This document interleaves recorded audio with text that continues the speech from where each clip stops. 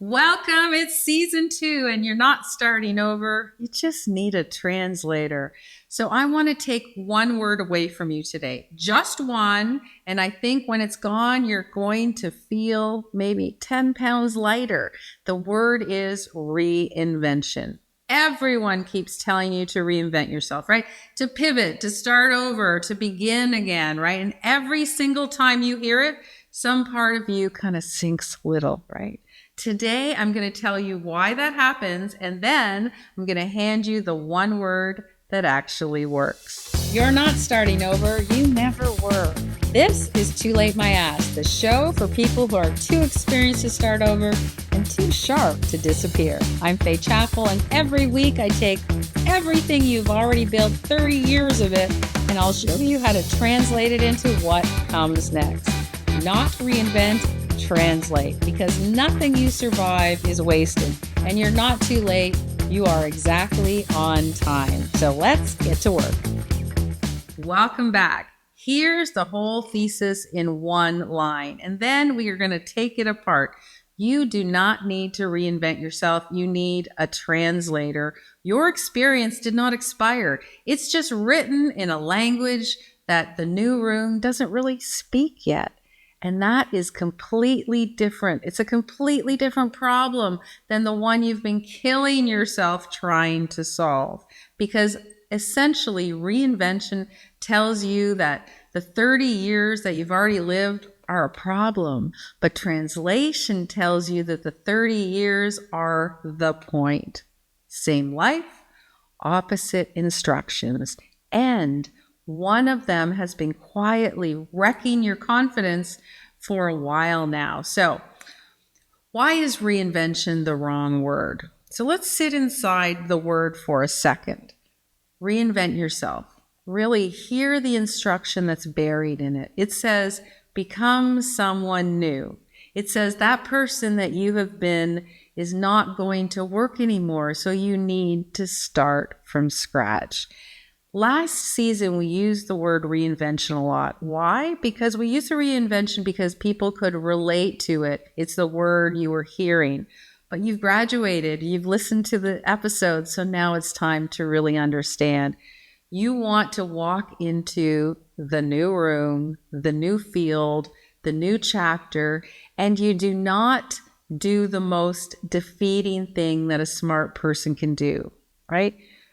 You apologize for your own experience. You downplay all those decades. You've been doing that, right? You try to look fresh. Now you try to look like a beginner. You're standing right next to people who are actually beginners, and you take your single greatest advantage and you hide it because someone told you that all that experience was baggage.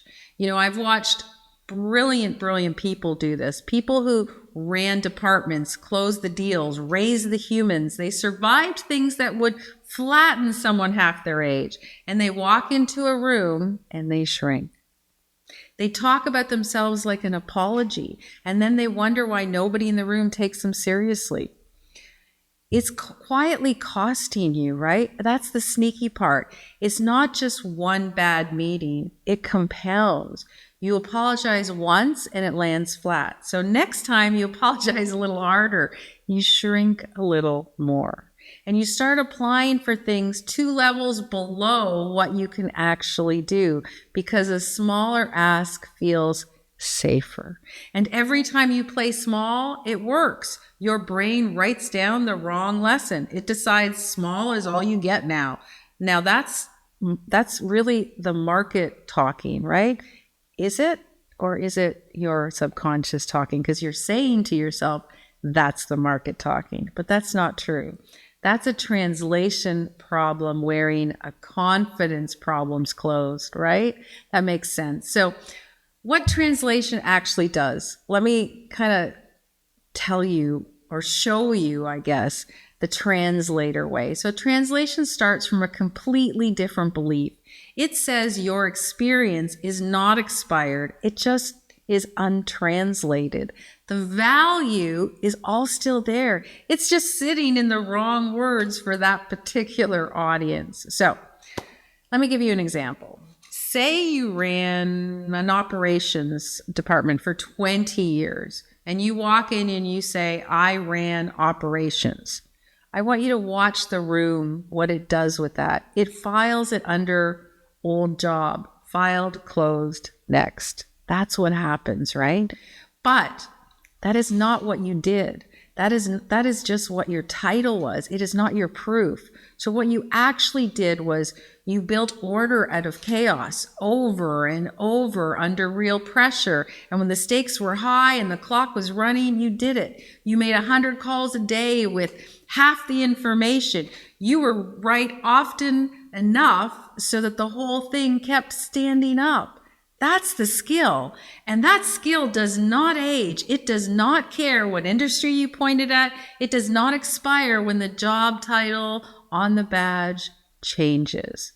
So here's a second one, because I know some of you don't have a corner office in your story, right?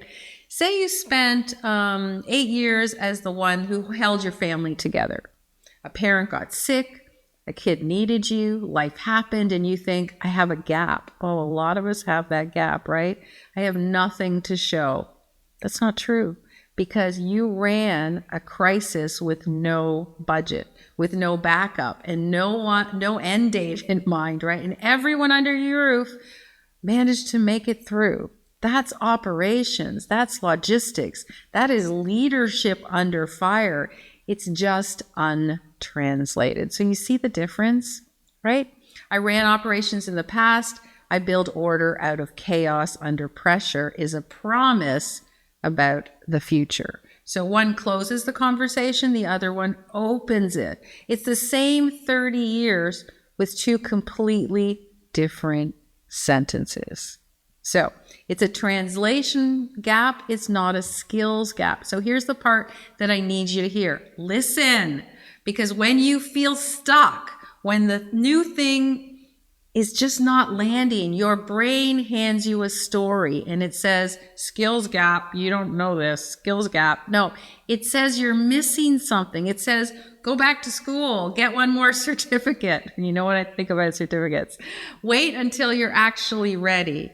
Because most of the time, that's a lie. It's not a skills gap. It is, again, a translation gap. You already have the goods. You just keep handing them over in a language that the room does not speak.